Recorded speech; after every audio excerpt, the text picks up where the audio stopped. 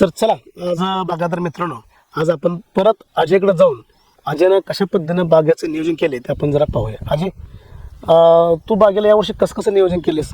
म्हणजे याला basal dose मध्ये काय टाकलेस? पहिल्यांदा बेसल डोस टाकलास का? हा टाकलाय. मग काय टाकले बेसल डोस मध्ये? बेसल डोस मध्ये फॉस्फरस, हां पोटॅश हां आणि SRP9 हां हे बेसल डोस मध्ये टाकले. ओके. बरं, नंतर ज्या वेळेला आपण मुळीसाठी आपण काय तर देतो बाग छाटण्यापूर्वी, तर या प्लॉटला मुळीसाठी पण काय दिले का तुम्ही? काय 1261 संघ हौस दिलं. हौस आणि 1261 दिले का? 1 लिटर एकरी. बरं, ठीक आहे. आता तुम्हाला सांगायचा एक मुद्दा की यानं ते 1261 छाटणीपूर्वी 4 ते 5 दिवस यानं या प्लॉटला 1261 आणि हौस हे दिलेलं आहे. पण पेस्टिंग करून सुद्धा या अजयनं की दुसऱ्या दिवशी सुद्धा पेस्ट फवारणी केलेली आहे. तर कशा पद्धतीने तू फवारणी केलीस?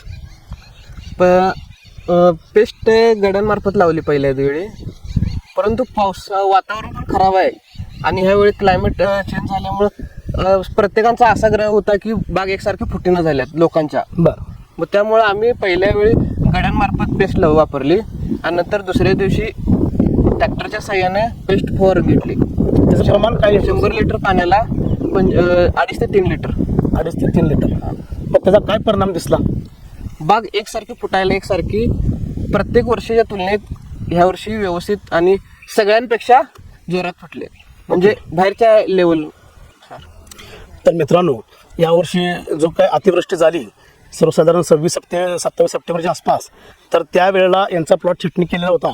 तर छाटणी केल्याच्या त्या दरम्यानचे जे प्लॉट आहेत ते संपूर्ण प्लॉट 2 ते 3 दिवस ही फुटण्याची क्रिया लेट होती.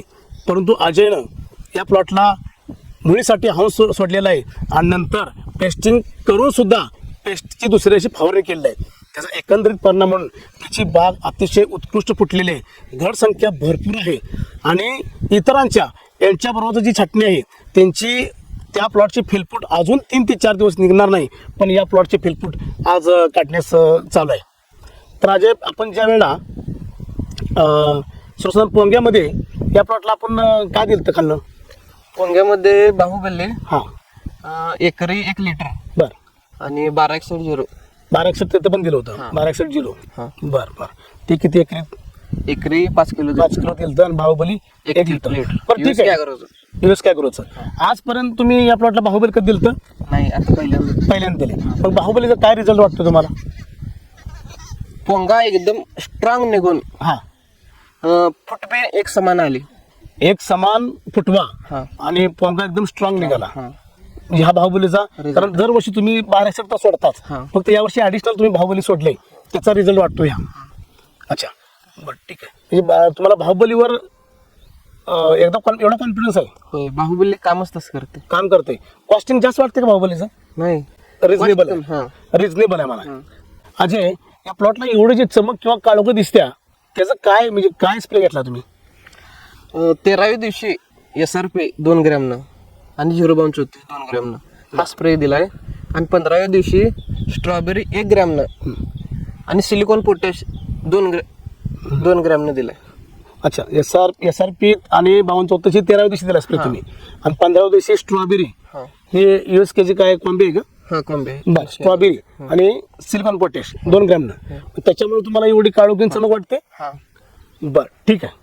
आज आपण अजय हक्के यांची जी काय थोडक्यात मुलाखत घेतल्या, तर त्या मुलाखतीमध्ये अजयनं आत्तापर्यंत आपल्याला एक माहिती दिली की यानं याच्या प्लॉटसाठी जे बेसल डोसमध्ये जे फॉस्फरस पोटॅश त्याच्यासोबत SRP9 आणि मुळीसाठी ह्युमिक ग्रॅन्युअल जी ह्युमिपोर जी याचा वापर त्यानं बेसल डोसमध्ये केलेला आहे.